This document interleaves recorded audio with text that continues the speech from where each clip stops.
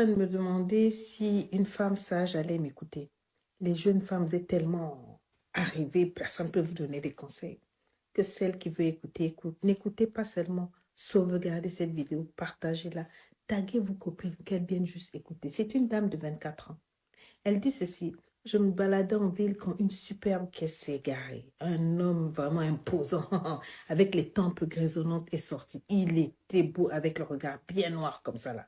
J'ai dit, quand il s'est garé, le temps même que le gars dise un de moi, j'étais déjà prête. Ah, je me suis accrochée au gars. La voiture là, ah non, ça m'a fait encaisser et tout. Il m'a invité à monter, on est parti, on a mangé. Après manger, c'est moi qui ai fait le premier pas. Je voulais qu'il me naque. C'est-à-dire, je n'ai jamais senti une attirance pareille. J'ai commencé à draguer le monsieur tout et tout. Le gars me regardait, il a dit, tu me veux? J'ai dit, hey, que je te veux, wesh. On est parti. Protégé, oui. On a utilisé tout ce qu'on appelle préservatif et tout. Mais dès qu'il est sorti de moi, j'ai senti comme une odeur de chou pourri. Comment on vous dit, de chou frélaté. Ça sentait fort. Donc, quand il est sorti, je lui ai demandé, est-ce que tu ne sens pas une odeur? Il a dit, non, non, non, il ne sent pas une odeur. J'ai dit, ok, pas de souci. En tout cas, on avait bien acquis, c'était bon, on a dormi. Le matin au réveil, j'ai voulu me jouer les amoureuses. En tout cas, je sentais l'odeur, mais j'ai voulu encore faire une rebelote, un deuxième round. Le regard que le gars m'a donné. Le gars m'a toisé intensément. J'ai dit, froidement, j'ai senti une fraîcheur, une froideur dans mon corps, dans mon âme, à l'intérieur ça. J'ai dit, immédiatement, j'ai commencé à prier. Oh Seigneur, délivre-moi. J'ai dit, c'est comme si les ténèbres entraient dans mon âme. Le gars a sorti une grosse enveloppe d'argent. Il dit, l'argent, une grosse somme. J'ai dit, de toute façon, même s'il ne veut pas de moi, tant pis. Il m'a donné l'argent. Et puis, rapidement, sans me dire un mot, c'est-à-dire que quand on était dans la voiture, quand il me ramenait là, c'est comme si c'est pas avec lui-même que j'étais toute la nuit là. Une distance, un écart. Je peux pas vous expliquer avec les mots, quoi. Et puis après, il m'a déposé. Quand il a tourné là, il est parti. Le temps qu'il arrive, je voulais lui envoyer un message pour dire merci. J'ai dit, le gars m'a bloqué. J'ai essayé d'appeler. J'ai essayé d'appeler. Rien. Après, j'ai dit, bon, tant pis. J'arrive à la maison, je partageais ma chambre avec ma soeur. J'arrive dans la chambre, je dis à ma soeur, est-ce que tu ne sens pas une odeur de sang? J'avais comme une odeur de sang que je sentais et tout et tout. Elle me dit, non, non, non, elle ne sent rien. Je rentre dans la chambre, je prends ma douche bien, bien, bien, tout ça là, et puis je dors.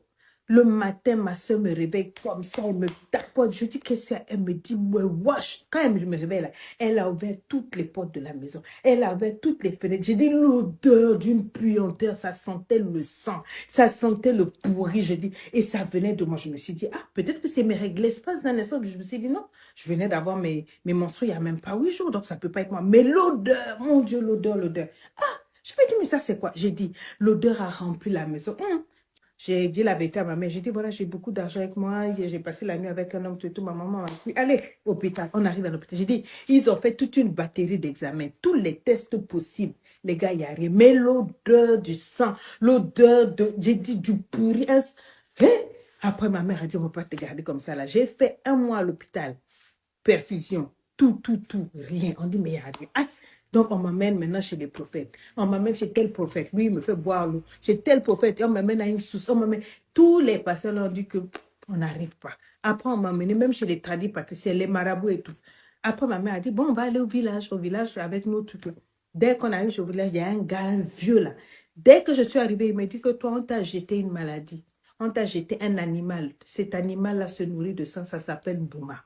Bouma, oh oui, oui, oui, tu as couché avec quelqu'un qui t'a laissé ça. J'ai dit, mais j'ai couché avec quelqu'un, comment il dit, quelle est la dernière personne avec qui tu as couché? J'ai dit, tel truc là, tout et tout. Ils ont dit, bon, il faut te lever, on va aller. Ils m'ont mis dans la voiture, j'étais couché. Quand je fais un mouvement, j'ai dit le sang. Quand je fais un mouvement, l'odeur, la voiture, on a roulé avec toutes les portières presque ouvertes, je vous dis, c'était compliqué. On arrive là-bas, là.